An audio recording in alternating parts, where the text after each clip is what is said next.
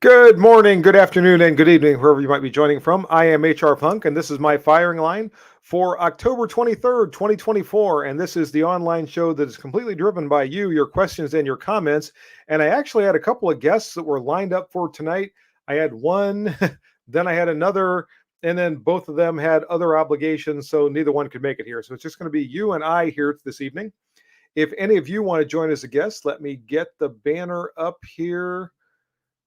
You can send me an email at hrfunksmail@gmail.com and I will send you a link to the show and you can join as a guest. Just remember that if you join with your camera activated, everybody in the world is going to be able to see you. So if you are not clad or prepared for the entire world to see you, then you might want to leave your camera off.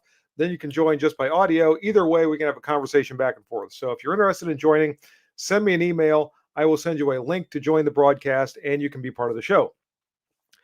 This has been a heck of a week, everyone. You might recall that a week ago today, I was down in North Carolina at my son's home, and we had the live stream down there. It was 8 o'clock in the morning.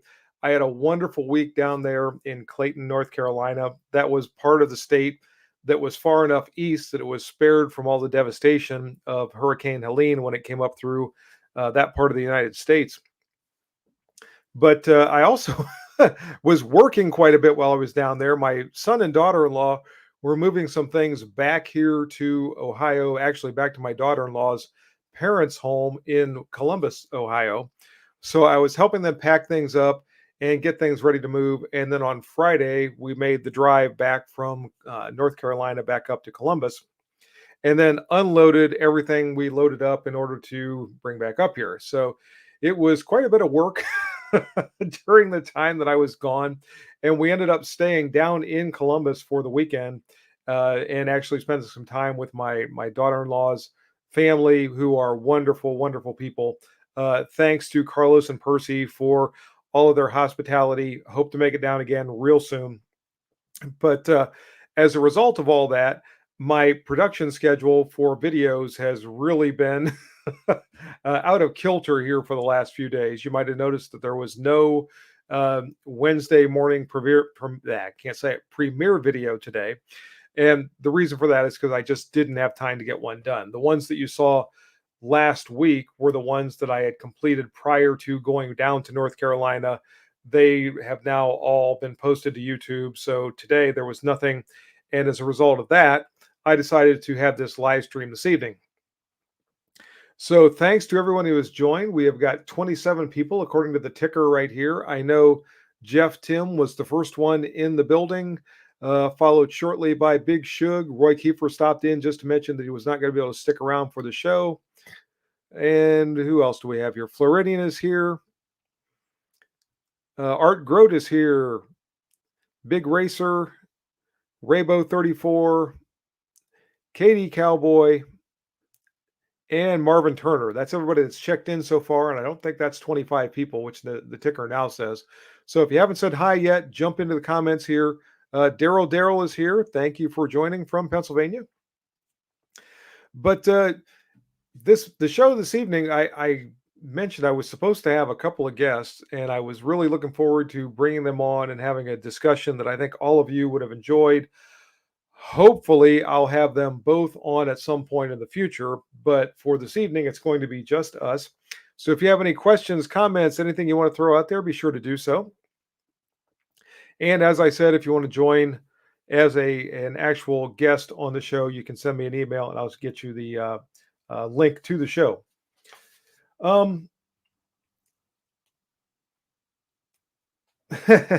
Here's a story from the weekend. This is one of those things. If any of you noticed a delay over the weekend because you posted a question or you sent me an email or something like that, and you noticed there was a significant time lapse from the time you sent that till the time you got something back, it's because I got myself a brand new, here it is for everyone to see, iPhone 16 this weekend. I had an iPhone 12 before, and it was to the point where I'd had it for several years. The battery wasn't lasting all that long. it didn't really have enough storage in there. I use my iPhone a lot of time for the video that I'm recording. I didn't have enough storage space in there, and there were some other things. The operating system changed recently, and I wasn't crazy about the way the new operating system worked on the old iPhone. So I decided to bite the bullet and get myself a brand new iPhone. Well, that was on Saturday down at the Apple Store in Columbus. When they attempted to transfer everything from my old iPhone to the new iPhone didn't activate with our cell phone carrier. So this started a 4 or 5 day saga of trying to get my phone activated. If I was in a Wi-Fi environment, it would work kind of like an iPod where I could, send emails, but basically email was the only thing I had. Um, but I could not make phone calls, could not receive phone calls, couldn't send text messages, couldn't receive text messages. And this went on and on and on. And I was calling our cell phone carrier. Mimi was calling our cell phone carrier. Um, Finally, yesterday, we got somebody in their IT department to throw the right switch, throw the third switch, like on Young Frankenstein. Not the third switch. Yes, throw the third switch. They threw the third switch. And finally, my iPhone, much like Frankenstein's monster, came to life. So now my phone is more or less working the way it's supposed to, but I think a lot of you know that anytime you get a new phone or a new computer, there's always that period of time where you're coming across little glitches that don't, the things that used to work a certain way don't work that way anymore, or some things just don't work at all. Well, I'm in that stage right now, trying to figure out exactly how to use this new phone. So this is likely to go on for a while. But again, if you tried to contact me in the last few days, I was not ignoring you. I just was basically completely off the grid for a couple of days until we got this thing up and running. And I apologize. I am ignoring your comments over here because I have been blabbing. So let me see what we might have here. As always, if I miss your comment, I apologize. Feel free to double post one if I didn't see it on the way through. Big Shug likes the Halloween backdrop. Good. Yeah, yeah, I just put this up before I started the show because I thought I wanted something kind of Halloween themed. I found this, so I put it up. I thought it was kind of fun.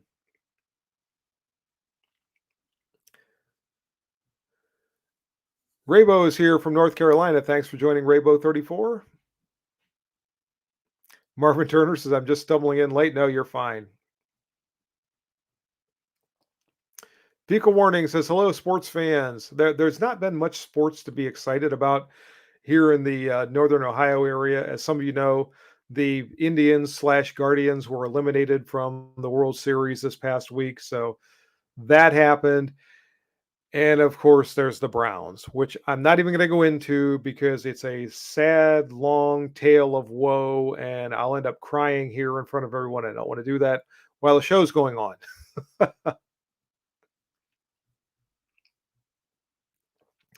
M1 Chaz from Illinois is here.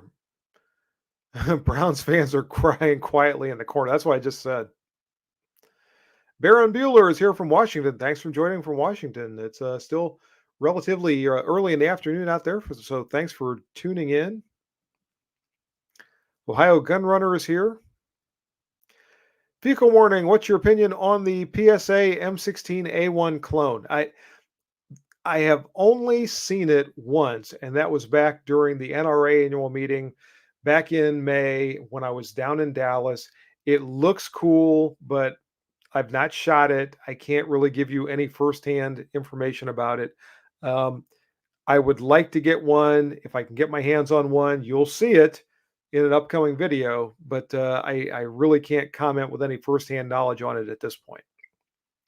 Delaware Dave is here, ironically enough, from Delaware. Thanks for joining, Dave. Baron Bueller is still on an 8+. Wow. Good for you. Marv Turner, the elevation turret on my Arkin SH4 popped off as I was putting the rifle back in the case. It was functioning fine before I fired 10 round. Could recoil have loosened it that much? I would sooner think that probably I'm not familiar with the Arkin scope. So whatever the attachment method is, if it's got the screws around the circumference of the cap or the big screw in the top, something loosened up and just allowed it to come loose under recoil. And then when you were trying to put it away, it just popped off. You should be able to put it right back on. It shouldn't be a problem. No case or so, Brett. Well, the case is on the way. It just hasn't made it yet. Rich Powers, thanks for joining. You're not really too late. We're just getting started. Well, just got done with the opening comments for the show, so settle in and relax, and feel free to comment with anything you might want to. Ken is here from Michigan. Just did the same iPhone upgrade. Thankfully, did not have those. Yeah, part of the problem is my carrier is Pure Talk, which generally speaking, I really like because they're a relatively inexpensive cell phone carrier. But I suspect had I had AT&T or if I had Verizon, which are the two main iPhone carriers, these issues probably would not have cropped out. Everything would have probably transferred over fine. There wouldn't have been an issue. But since I use a smaller carrier, then I got into this rabbit hole of problems with the new phone.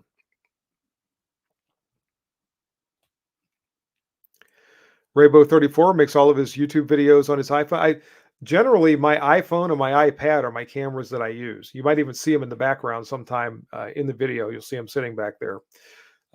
Particularly this new one, it's supposed to have an upgraded camera. You have to judge for yourself in the video coming up on Saturday. The portion of that takes place in my shop. I recorded on the iPhone. So you can take a look at that. Let me know if you think the video looks good or if you think it's not so good.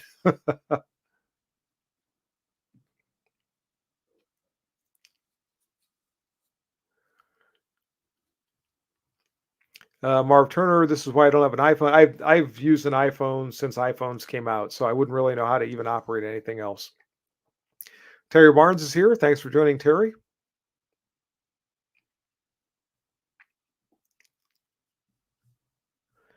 And I need to scroll down the list here. Charles O'Neill, thanks for joining. Pardon my lisp. Katie Cowboy, probably the worst contract in NFL history. Yeah. And of course, our last quarterback is now playing for Tampa Bay. He's playing very, very well. Why on earth they let him go and sign this guy to a contract that the contract that they did and put us into this bind for the foreseeable future? I don't know. And of course, now he's hurt. And of course, our backup quarterback. And by the way, the young guy who came in when Deshaun Watson got hurt last Sunday, Dorian Thompson Robinson. I like him. I like him a lot. He's a young guy, but whenever he goes out on the field, it seems like he puts everything into what he's doing. Yes, he makes some mistakes, but at least I feel like he's trying. I feel like his heart is in the game and he's trying to give it everything he has. But of course, he got hurt last week, so now we're gonna have to see who's going to start next Sunday. I don't know. They might be out on the street right now somewhere up in Cleveland saying, "Hey, you want to play quarterback? You want to play quarterback? Anybody want to play quarterback?" No. If you're smart, you won't play quarterback. Fecal warning live from the Ozarks in Missouri. Wow, how about that? I've never been to the Ozarks in Missouri.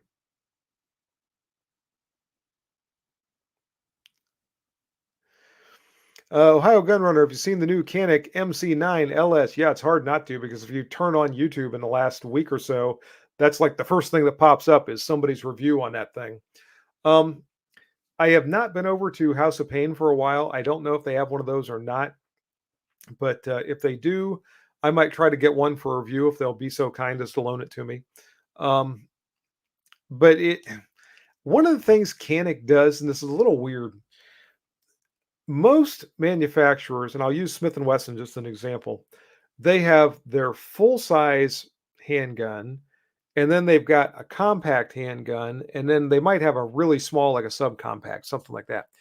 Canik will make very minor dimensional changes and then issue a whole new model. My Meta SF is a slightly like quarter of an inch shorter version of the Meta, what is it, SFT or something like that.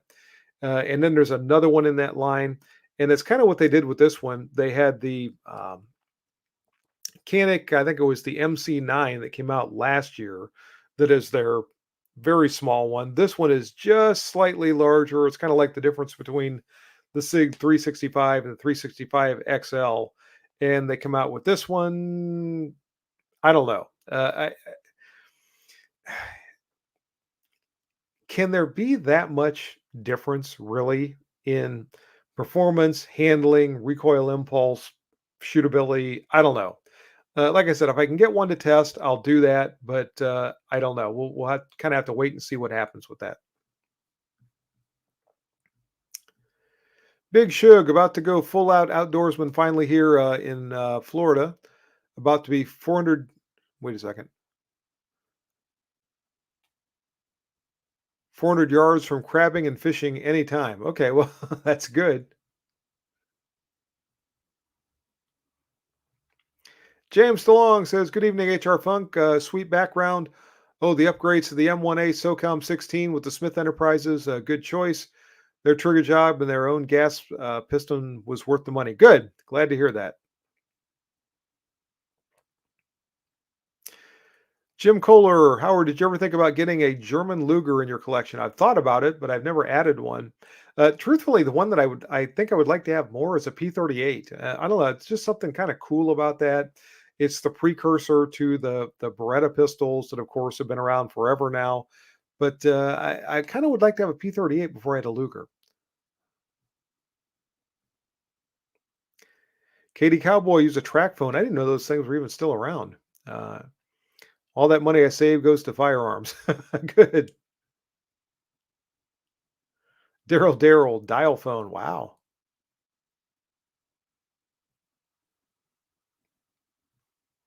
Chris 1911 is here. Thanks for joining. Jim Kohler likes the background too. Marvin Turner, the Browns just need another felon on the payroll.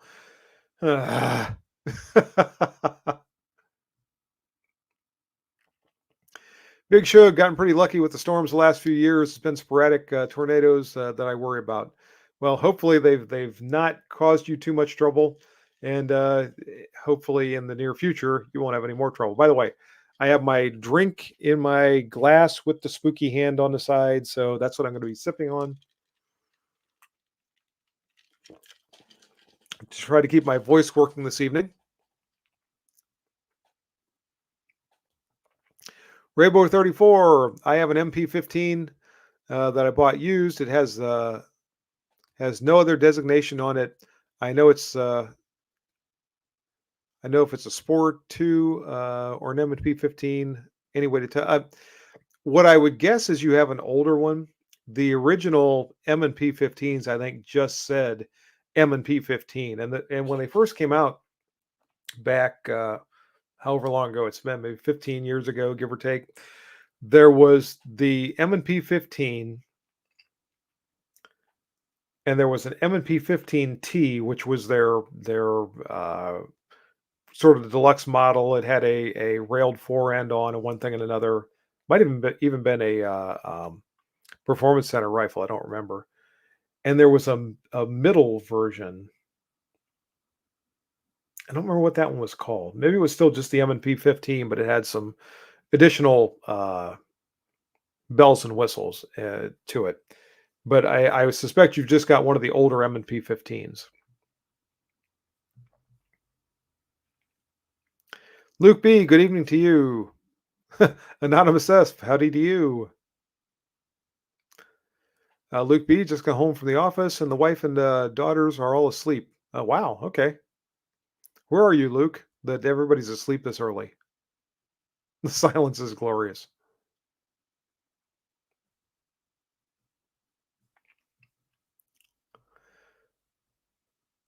Looking down through here for a comment that's directed at me. Raybo 34 has a cover and no forward assist. Wow.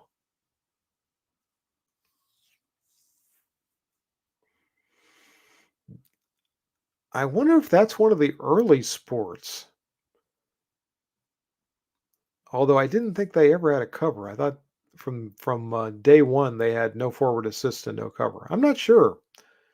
It's also possible that somebody might have swapped the uppers. You might have the M&P 15 lower, and you've got some other sort of an upper attached to it.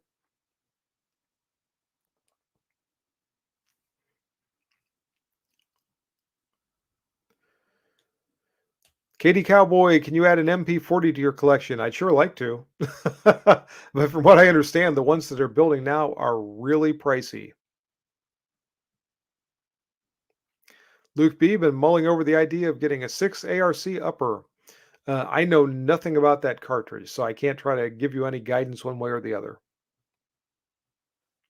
Dan the Wolfman is here. How you doing, Dan? Speaking of classic, I'm debating of getting into a 32 and 380s. Which ones is everyone else like, and which ones to avoid? I tend to gravitate toward the 380 between those two, if for no other reason than for ammunition selection. I had a 32 quite a while back. What was that thing? Oh, it was a Beretta Tomcat, and it was a nice enough little pistol, but there just isn't very much ammunition out there in 32 ACP. By comparison, there's a lot more in 380, so I would go that direction just for the difference uh, in the amount of ammunition that's available.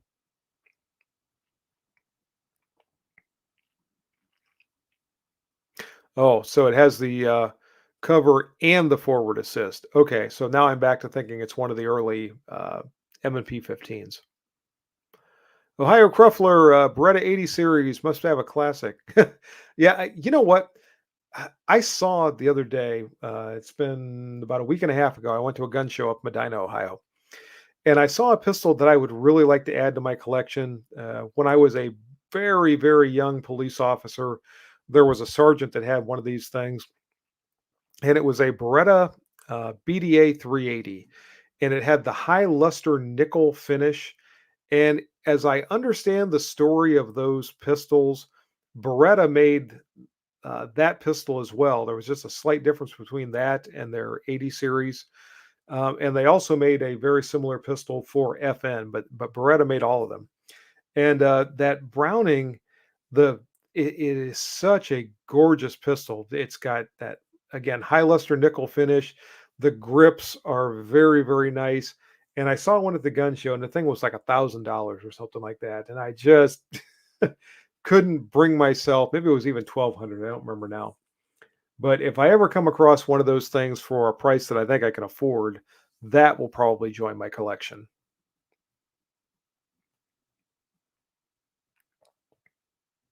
Bill 1717, greetings to you. And good evening, Mark Becker. This one has no front sight and the round foregrip. No front sight. That's kind of weird.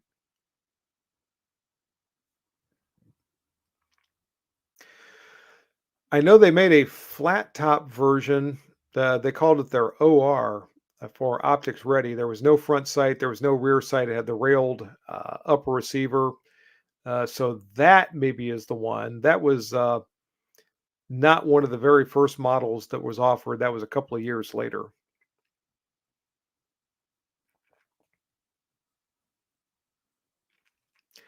Katie Cowboy went to my local shop. They had a used Ruger 8-shot 357 with a 2.75-inch barrel, 44 ounces. What a hunk of metal! Yeah, and that's one thing about the Ruger revolvers. They are extremely strong. They're extremely durable revolvers, but they are somewhat heavy.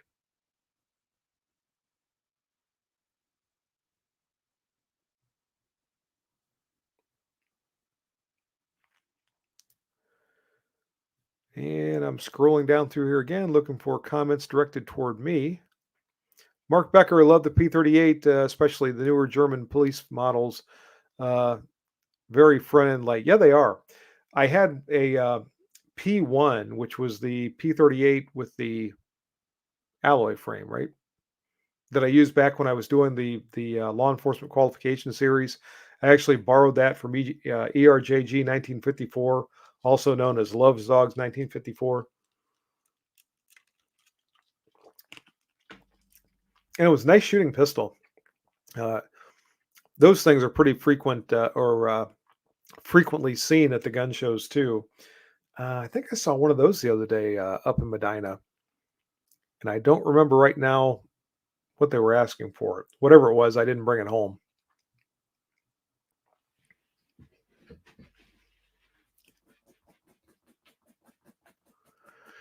Ohio Gun Runner, forgot about the Medina Gun Show. Saw you there. Said hi. Well, good. I'm glad. I wish you would have come up and told me who you were. I know somebody walked by me and said hi, Howard, and I said hi, but I didn't know who it was. So if you ever see me there, feel free to stop and shoot the breeze for a couple of minutes.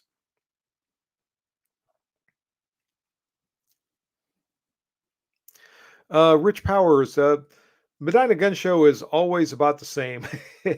I I remember going to the Medina Gun Show as a kid when I was, I don't know, 8 years old, 10 years old, something like that. Going up there with my dad. In fact, I got a hold of my dad before I went up there this past week or so. It's actually almost 2 weeks ago, and asked him if he wanted to go, but nah, he didn't want to go. He wanted to do something else. But that show has been the same more or less for as long as I can remember. Now, back in the day, it was only the one section of the building that you first walk into through the door. You would walk in, and everything was more or less to the left. And then years later, they opened up that other section where you go over. That's I said to the left, to the right. Now that section way back to the left is open, and you can go all back in through there. I forget. Hmm. I was probably I don't know, a teenager when they expanded it over into the other side of the building. So that's now been what, 40 years ago that I'm talking about.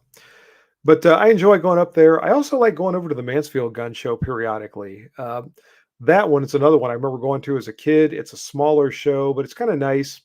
So I like to get over there when I can, and I go to other ones here and there when I'm able to, but I'm not able to very frequently. Ohio Cruffler BDA just had an enclosed slide. Otherwise, it's a Beretta 80 something. Yeah, I agree with that. I think you're right. I've always wanted one.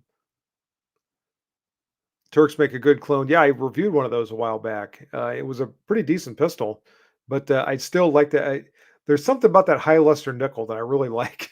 That and those shiny grips on there. I just think they're extremely good looking handguns. Raybo 34, yes, flat top pin gas block. Yeah, I think that's one of the OR M&P 15 ORs then for optics ready. Katie Cowboy, last Hickok 45 shoot around said Hickok 45 mentioned HR Funk, and that was cool. Yeah, I actually went back and watched that, and he mentioned that he watches some of my videos, which I knew because he comments on them periodically. I saw him down in Dallas when I was down there. Nice guy. Always enjoy talking to Hickok.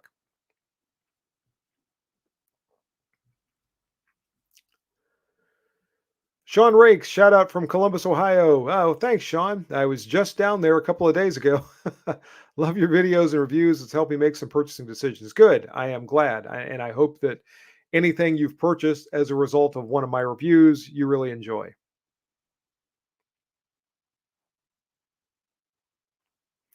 Raybo 34, get rid of the 60 stock and plastic foregrip. Okay.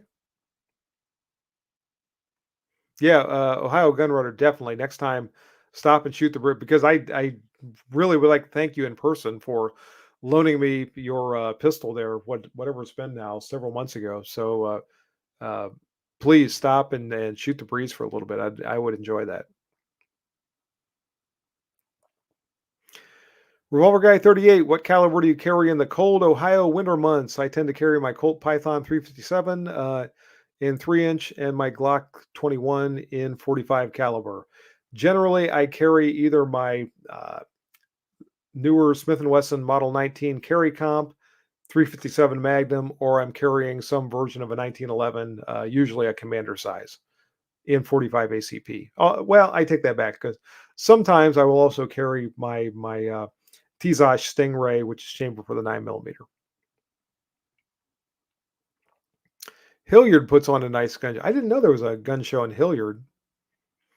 I know in the Columbus area, the old Westland Mall used to have a gun show. I don't know if they're still around or not, but that was the one I always associated with the Columbus area.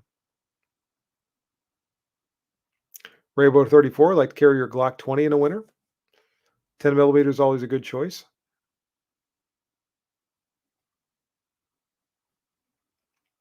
James DeLong, you'll have to see if you can get a hold of a Smith & Wesson M&P Carry Comp metal. So far, it's been good. The comp does make a slight difference when shooting faster. I've just been kind of lukewarm to the metal Smith & Wessons. For the people that want to shoot really, really fast and get more weight in the pistol and have it move as little as possible, and they've got the compensator and all that, I understand that. But something that occurred to me some time ago is people who live with firearms want them as light as possible. People that compete with firearms generally want them as heavy as possible. Um, I've always been more the live with firearms person, so I like them to be much more carryable. So I like the lightweight, I like the handiness, and I'll put up with a little bit more recoil, a little bit more muzzle flip. Whereas people that compete with them really want that stable platform that's going to move as little as possible under recoil, and the more weight, the better. And of course, the comps and all that go along just to assist that even more.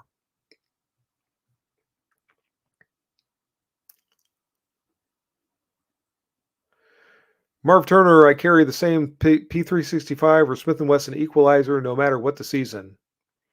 Yeah, I tend to carry bigger firearms in the winter when I can conceal larger firearms easier.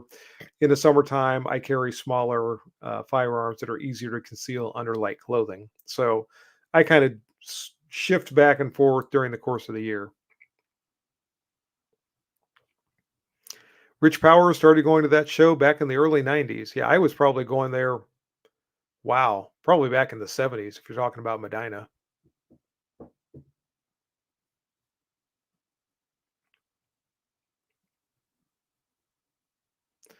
James DeLong, looking forward to getting a Diamondback DB15. Heard good things about it, about the Diamondback company.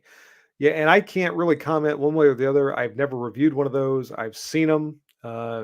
I've heard various things that are positive about them, but I have no firsthand experience. Rainbow 34 carries the P3 365 XL year round.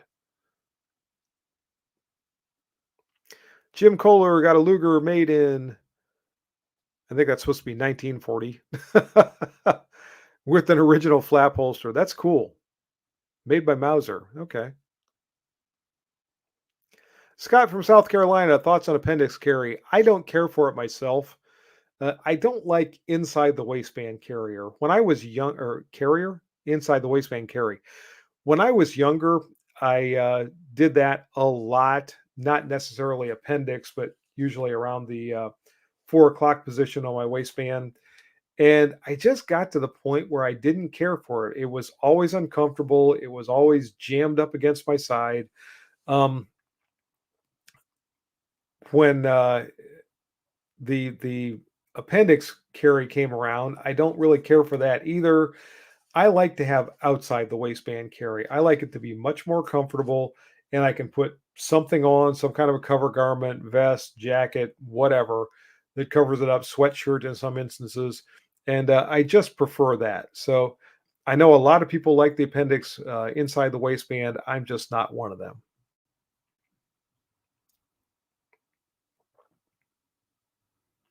Ohio Gunrunner, would you be interested in reviewing a PSA dagger line of pistols. I would. In fact, um, uh, Hot Munitions was talking about getting one of those in a while back, and I don't know if that fell through or what happened, but I've not been able to get one from them.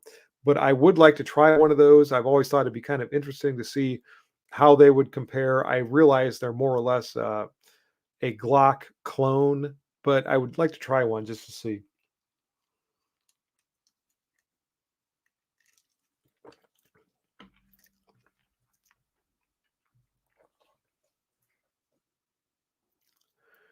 J78, I wish Smith would quit putting suppressor height sights on the newer models. It's kind of funny.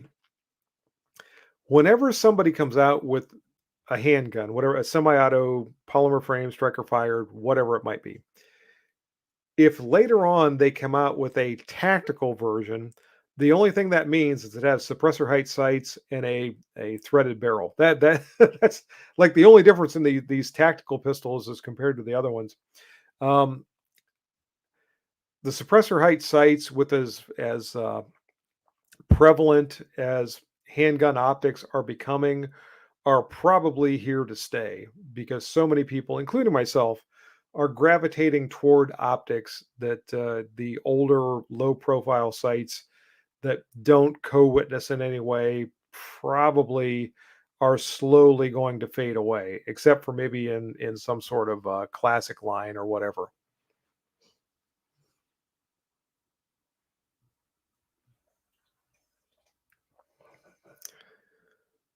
And I'm scrolling down through here. Mark Becker, I still think the Glock 26 Gen 3 is about the best carry gun. Yeah, I never liked the 26 or the 27. And this goes all the way back to when they came out in the 1990s because that grip is so short. I don't like my bottom two fingers just out in space somewhere and trying to control the pistol with just these two fingers. So I know a lot of people like those. I've just never cared for them.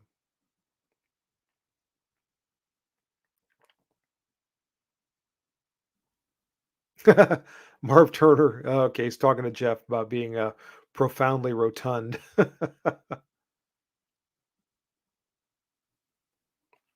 Rich Powers also went to the OGC show at the IX Center until they stopped having the. I went up there a couple of times too. I'm not even sure where the OGCA show is nowadays.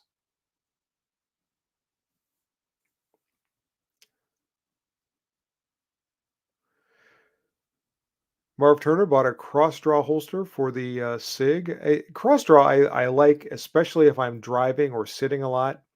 It's comfortable. It gives me quick access to the firearm. So I made at least one or maybe two videos talking about cross draw.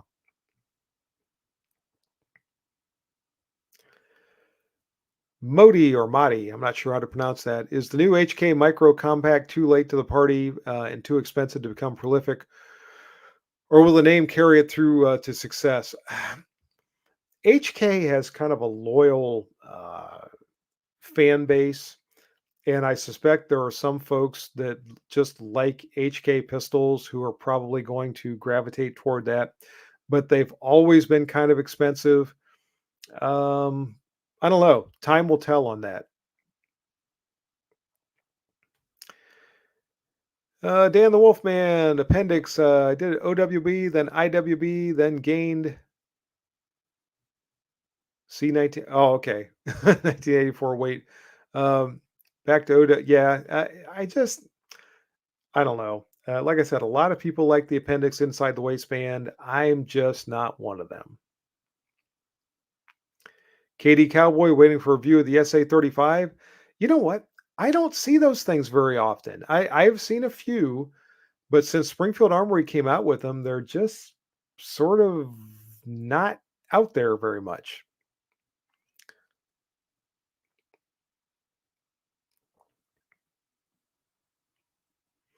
Ohio Gun Runner, it's not one, it's different pistol. I realize that. I tend to think of them as a genre, if you will, or a category of handguns, but I realize it's not just one.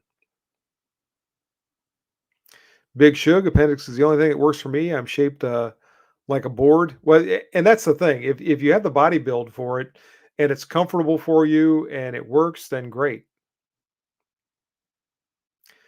Raybo 34, can you recommend a good LPVO that's around $200? Stay tuned. I've got one coming in. In fact, I just got an email about it today. So within the next um, well, definitely within the next month, maybe within the next couple of weeks, I'm going to have one reviewed. If it reviews well, it's actually sub $200, and it's probably going to be a good option. But we're going to have to wait and see how it performs when I get it in, and I can actually test it.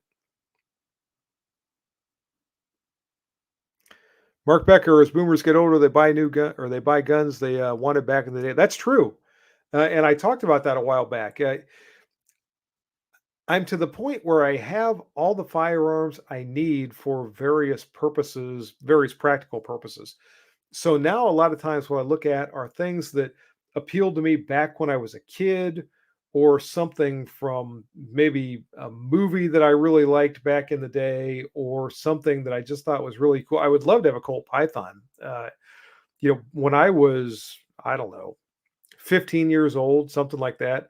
I thought the Colt Python was the absolute coolest firearm on the planet. But at that time, they were well over the price of a comparable Smith and Wesson revolver, and still are. But yeah, I'd love to have one of those. But every time I look at them, and it's $1,500 or more, that the desire kind of diminishes somewhat.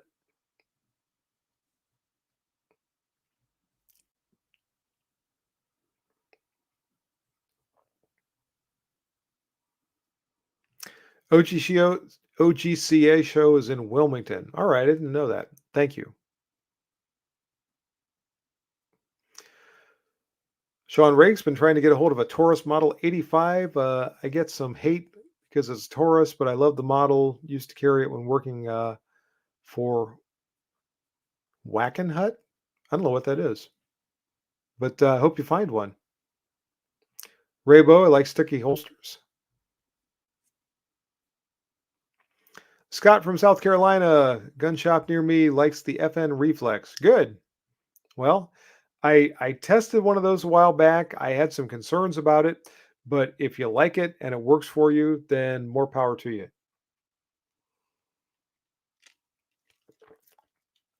Floridian works occasionally in Zanesville. That's a long way from Florida. I think you said you were in Jacksonville, but yeah, Zanesville is not terribly far from Columbus.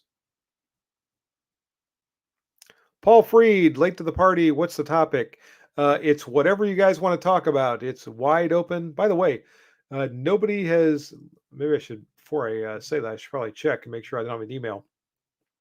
But I don't think anybody has taken me up on my offer to join the show. Let's make sure I didn't miss one.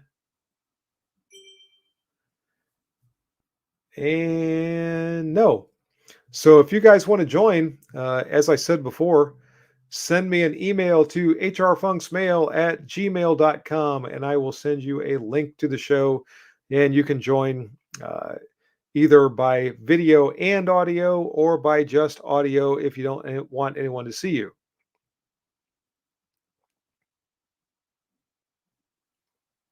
Tony Yorkers here. Good evening to you. Randy Chavez, love your stuff on the 38 Super. It's fantastic. Whoops, what happened? Fantastic round and doesn't get much attention. You're welcome. And I'm hoping to have some more 38 Super content coming up soon. There's some things I've been waiting to receive and things I've been waiting for to happen to get some things out that I've been wanting to do for a long time. And it's just taken a long time to get this stuff. So, one of the things I want to do is some more 38 Super content. I've got a concept in mind for that, and I want to do a comparison video with something else. So just stay tuned for that. Hopefully, I can get to it in the very near future if the things I'm waiting for actually make it here. Beretta 9mm USA, how are you doing? I haven't seen you for a while. The new HK Micro 9 will do well, in my opinion. I hope you were having a terrific evening, HR Funk. I am. Great evening. Just hanging out. Spent all day on the range today, or at least a significant portion of the day on the range. Got back here just in time to eat some supper and fire up the computer and start the live stream. So things are going well. Every day is a good day on the range. By the way, this weekend's video is going to feature some M1 content. How about that? M1 Garand for all of you classic military rifle buffs out there. Stay tuned for that. That should premiere as long as I can get it edited, uploaded, and through all of YouTube's rigmarole. Should premiere at 8 o'clock on Saturday morning. We'll have the usual Saturday morning premiere chat. So by all means, anyone can join that. We've got our regulars that are there every Saturday, which is always fun. But don't be shy. You can join in if you've never been there before, and you will be very welcome.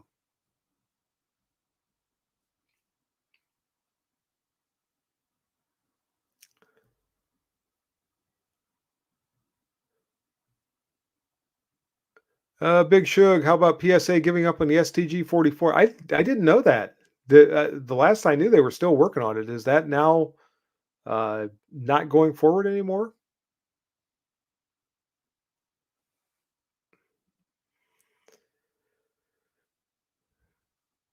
Katie Cowboy, you convinced me not to put the 800-pound Discovery Op scope on a lever action rifle for now. Yeah, just, I don't think I would put that on a lever action. It's a good scope. I was really favorably impressed by the thing as far as its performance, but I would not put it on a lever action. No.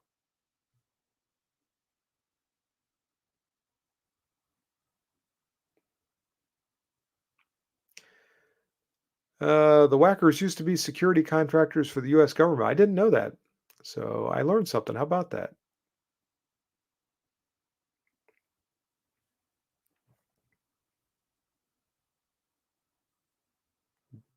Bill 1717 bought a new 4 1/4 inch blue Python and love it. Cool.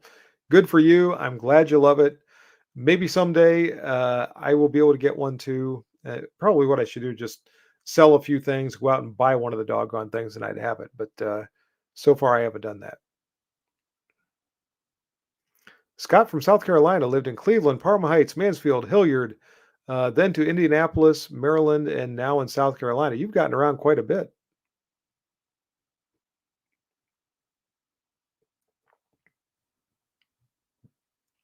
Dan the Wolfman, reference Colt, visited the store to see if HK CC9, see if they had it. They did not, but they had tons of Colts laid out, Pythons, Anacondas, Grizzlies, Kodiak, upload soon. One of a kind classic Colt detective coming soon. Cool. I'll watch for that.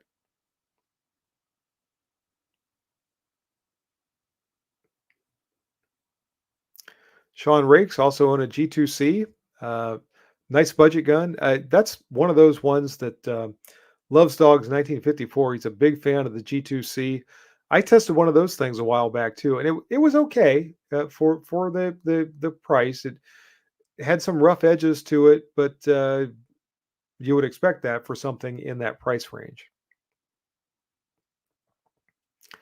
Floridian, love my September 1943 Springfield M1 Garand. Good for you.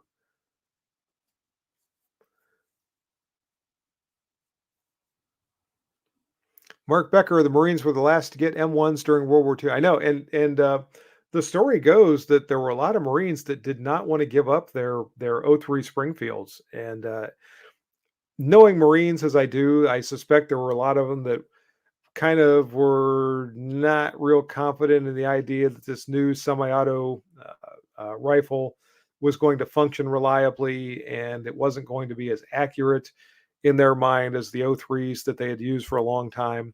When you think about the legend in the Marine Corps of Bella Wood and engaging the enemy at 800 yards with the '03s that they had at the time, I suspect there were a lot of Marines that held their '03s near and dear, and they just weren't crazy about going to that M1. Although once they made the transition, I think they warmed up to it pretty well. Greg Shearer, hi to you.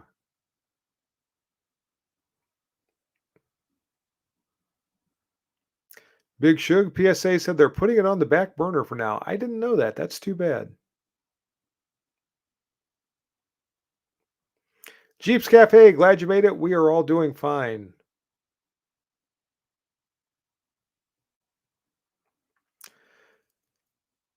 Madi, do you have anyone inside giving honest feedback on the M7 military service? Curious about thoughts on weight in particular. No, in fact, it's funny because that was officially adopted, what, 2 years ago? 2.5 years ago, something like that.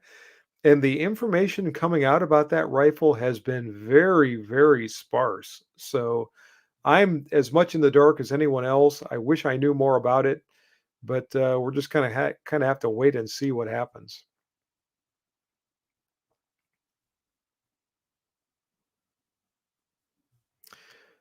Mauserwaffen, hey HR, why don't you use piano music for your intro anymore? You have it on your old intros. Yeah, I used that for years. In fact, it's all my daughter's piano music from when she was a lot younger. And eventually, there's kind of a long backstory to this.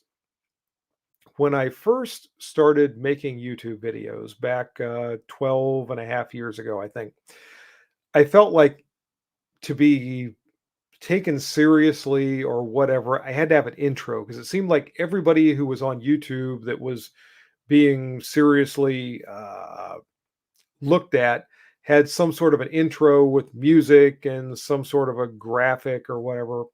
Um, I do not have the computer savvy to be able to develop some sort of a great animated graphic or whatever intro piece. So what I did was put together a montage from my videos, and I used my daughter's piano music to accompany that. And I really, really liked it. But what I discovered over time was the length of the videos very definitely influences the number of views the videos get. And I felt like my intro, which actually I think at its longest point, it was up to like 45 seconds or maybe close to a minute with all the montage and the music and everything else. So I really liked it. You know, I love my daughter's music, but I decided to discontinue the intro. And I kind of looked at Hickok 45 and I thought, you know, when he starts his videos, he just goes Hickok 45 here. And that is his intro. There's no graphic, there's no animation, there's no music, there's no nothing. And I thought, you know, I can do that and reduce the length of the videos and really not lose anything in the way of content.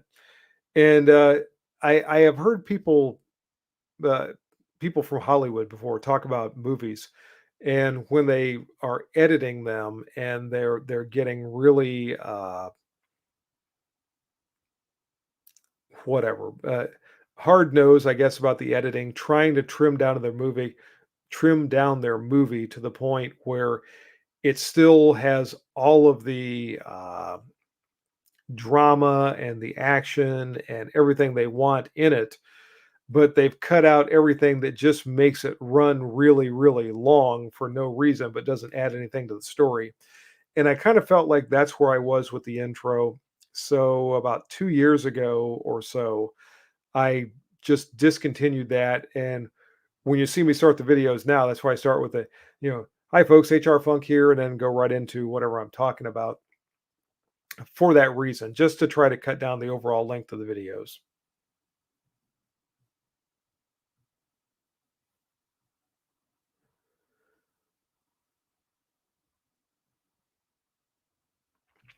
Zach, ever got your hands on a Bren 2? No, I have not.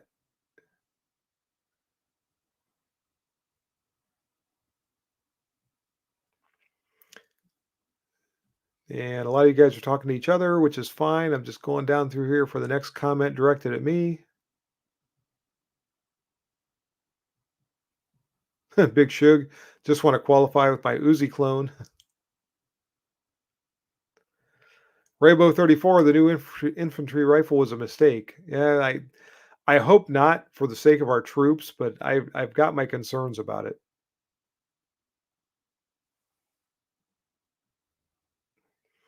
Jeff Tim, so they can't find modern sheet steel for the STG 44? Wow.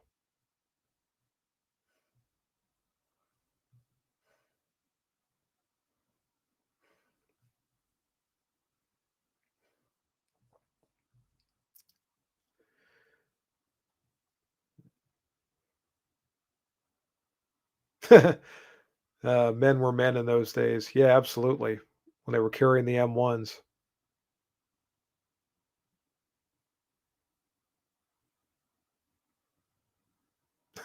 Grand Thumb makes movies for the intros.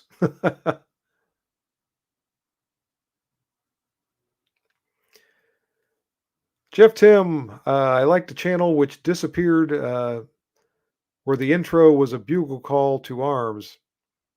I don't know what that channel was. I don't know if I ever saw that.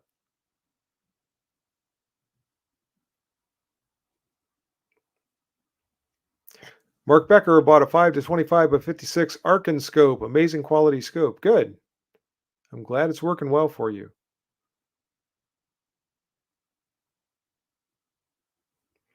Can the M7 and M250 have been adopted by the Army? Though no other branches yet, Army only stated they are issuing them this summer, so they are rolling them out slowly. Very slowly, it would appear.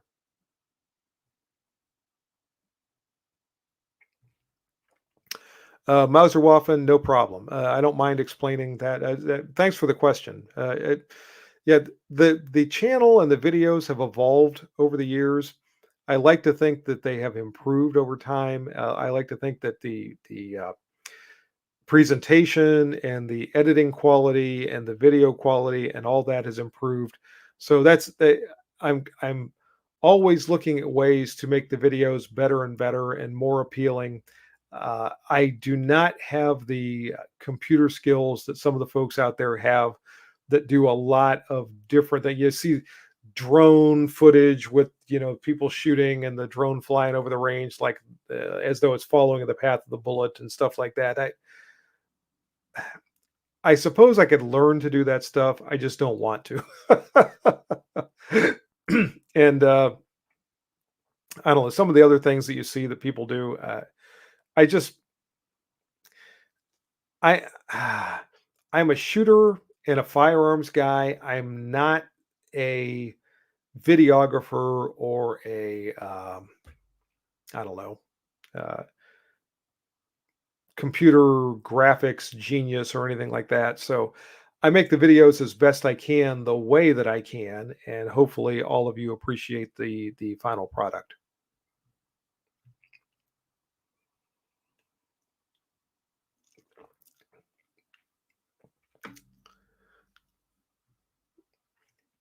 Jim Kohler, what do you think about the 1911s made by Interax? I am not familiar with them, I have to say. So sorry about that. Got one and love it. Well, I'm glad it works well for you.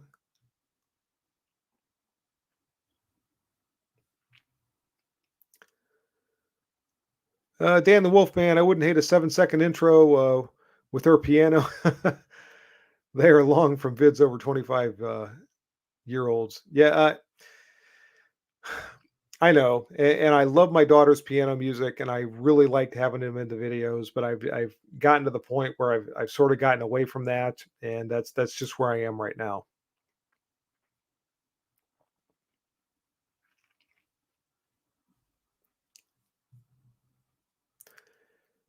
Mr. Furley, wait a second, where'd that go? I'm sorry, Modi or Madi. Do you think the bullpup will generate more love in the U.S. considering the apparent success of the X95 in Israel versus the Hamas Hezbollah conflict? I don't know. It seems like, and this is just a feeling more than anything else. It seems like the bullpup design has been slowly gaining ground over the last, I don't know, 20 years, give or take. I don't know if it's ever going to be mainstream in the US, but I think it's more popular now probably than it ever has been. So that's another one of those things we'll just have to wait and see. Mr. Furley, feelings on the 2011, is it worth the hefty price tag? I think that depends on what you're going to use it for. As a defensive firearm, my opinion is you're not getting that much more than you get with a lot of other firearms that are already out there. Certainly those that cost a lot less. For a competitive firearm or a competition firearm, there might be some advantages that a skilled competitor can maximize to their advantage. So it all comes down to what you're going to be using it for.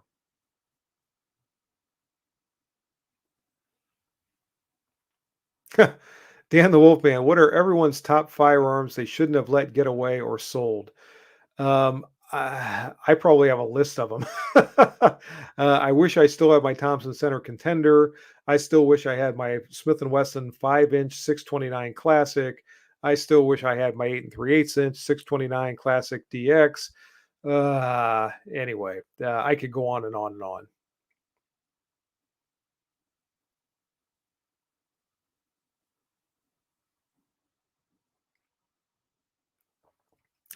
Marv Turner, you can get a decent DS 1911 for $1,000, but you can spend $2,000 on a Bull Armory or a Platypus. And I've got the commander size Tizosh 2011 that I like real well. It's a nice handgun. It works well. It shoots well, but the the only thing you're really gaining over a lot of other firearms is magazine capacity because I've got other 1911s. I've got other 9mm 1911s. So and the other thing I notice about it with the 2011 is that larger circumference of the grip frame. I noticed that, and probably because I've shot so many 1911s for so many years, and it just doesn't, to me, feel like it points quite like a conventional or traditional 1911. Again, that's probably just me, but I noticed that. Raybo, thank you very much. I appreciate that.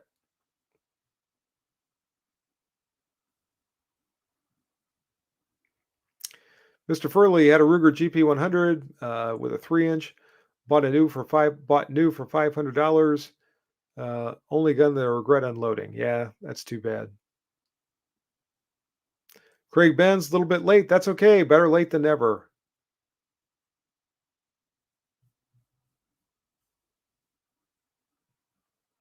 A lot of people are replying to Dan about the ones that they let get away.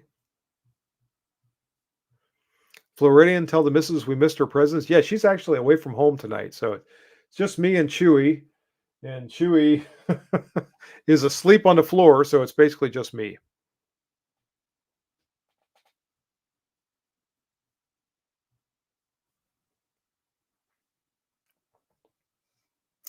Craig Benz, the bullpup will never catch on here. You don't think so? I don't know. I think it's more popular, like I said, now than it ever has been. So again, I don't think it's ever going to eclipse the more conventional firearms, but I don't know. It seems to have carved out a niche. Mark Becker missed my Colt Mark III. Too bad.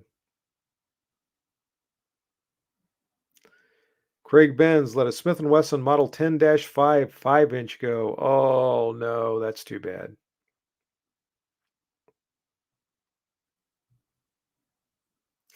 Raybo, wish I still had my M16A1.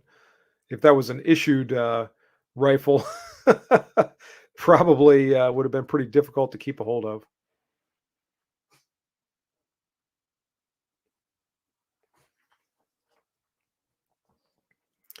Madi should have never let my $300 service merchandise Winchester Model 94 lever gun get away. Oh no. Oh man. I remember service merchandise. We used to have those around here.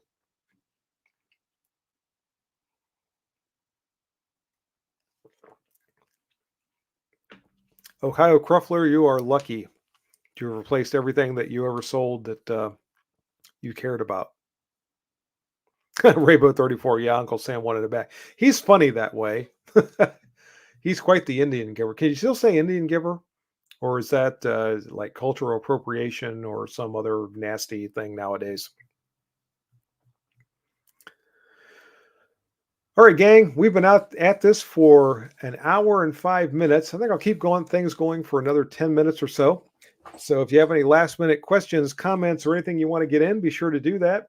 Let me see if I got through all the announcements I wanted to make this evening. Oh, I do have a couple of new optic reviews coming in. I alluded to the one a little while ago that's going to be an LPVO. That one is coming. I've got another, actually, it's a green dot optic that's coming. And I've got some cool new firearms reviews. These are some of the things that I've been waiting on, waiting very impatiently for these things to get here so I can review them. Hopefully, I'm going to have some around the beginning of next month. There's one that I'm waiting on, and I just don't know how long it's going to take to get here, but it's going to be really cool when it does. So I am extremely excited about that. In the meantime, I'm going to keep on plugging away with some of the firearms. Some of you might have seen before, but I'm going to kind of use them a little bit different ways. And again, I'm going to be getting over to House of Pain Munitions to see if they've got some new cool things that I might be able to borrow from them to review for all of you.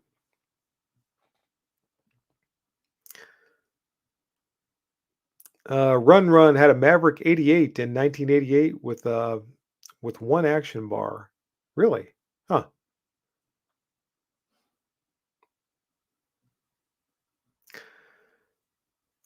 Dan the Wolfman, video quality. Is anything wrong with mine regarding video quality? Look, I had a couple of editors, sound mixers go off on me, but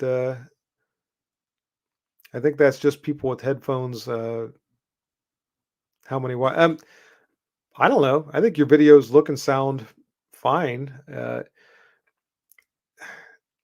With YouTube, and I know this from experience, it's a constant battle, or maybe I should say a constant learning experience to try to keep everything looking good, keep everything sounding good, especially when you're doing it by yourself and you don't have people that are really knowledgeable about lighting and sound and camera angles and everything else, and you're learning it as you go. I really have a greater appreciation now than I ever did before for people who work in television or people who work in the movies, and I know why they have lighting technicians and sound technicians and camera technicians and key grips and whatever. All those credits you see rolling down the screen at the end of the movies, I have a much greater appreciation. The gaffer, whatever a gaffer is, I wish I had a gaffer because I don't know what that is, but I'm sure it would be helpful.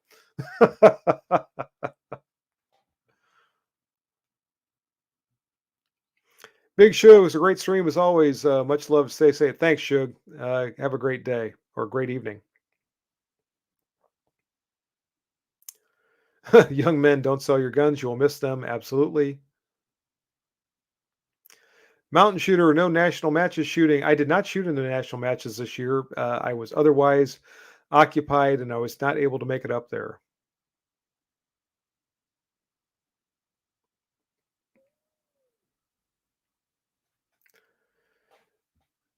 And I'm looking down through here.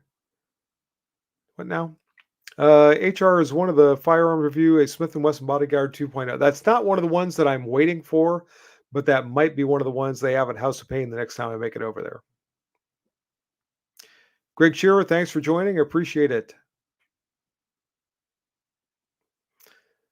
Mauserwaffen, enjoy your dinner. Thanks for joining.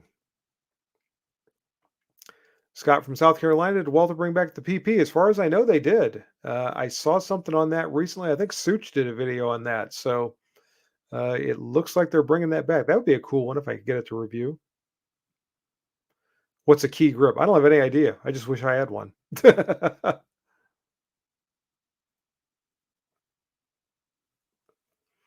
Rich Power is my new job. I work with a guy that never heard of you, so introduced him to your videos. Hopefully, he'll bring you another fan. Thank you. Thanks, Rich. I appreciate that. I need a gaffer and a best boy. Absolutely, I do. Floridian, have a great evening. Thanks for joining. Jeff Tim, the gaffer is the bloke who creates the backdrops and such on stages. See gaffer save. All right, thanks. Wow. And there's the phone ringing. So hold on a second.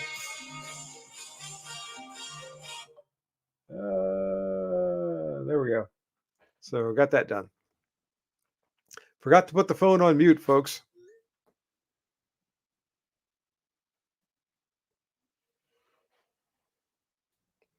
Dan the Wolfman for a movie, Guy Ritchie's Ministry of Ungentlemanly Warfare. I'd like to see that. It looked like a good movie, but I have not seen it yet. Madi signing off from North Carolina. Love your no 9 cents. Paul Harrell-esque informative videos. Keep up the good work. I will. Thanks you. Thanks for joining. Have a great evening. Nice ringtone. Yeah, yeah. I could not really have anything else. I don't think. All right, gang, I am going to start winding things up here. It has been a great evening. Thanks to all of you for joining. Again, coming up this Saturday, we got a great video. It's going to premiere at 8 o'clock a.m. Eastern Daylight Savings Time. By the way, we're going to be coming up to the time change here pretty close or pretty soon, and I'll be saying Eastern Standard Time again before long. But in any case, Eastern Daylight Savings Time this Saturday, 8 o'clock in the morning for the premiere video. Please feel free to join in the chat. Let me know what you think of the video. Comment as always. And I appreciate all of the participation from all of you in the live streams. Thank you for 12 and a half years worth of support on the channel. To my channel members, thank you, thank you, thank you, thank you, thank you for your monthly donation. You have no idea how important that is during the times when YouTube starts to demonetize everything as they're wont to do from time to time. So I just cannot say enough good things about my channel members. I tell people all the time, I have the best viewers on the internet. That's all of you. You guys are tremendous. I just had another viewer, Ian. Thank you to Ian for sending me some ammunition. There's going to be another ammunition test coming up with the water jugs and all that. You guys seem to enjoy those. So by the good graces of Ian, I will be testing another load. So watch for that one. And as I said, I've got some great optics and firearms reviews coming in the near future. And I think that's where I'm going to wrap it up for this evening. You all have a great, great evening. Thanks again for joining. See you again soon. And until then, everyone, good shooting and bye-bye for now.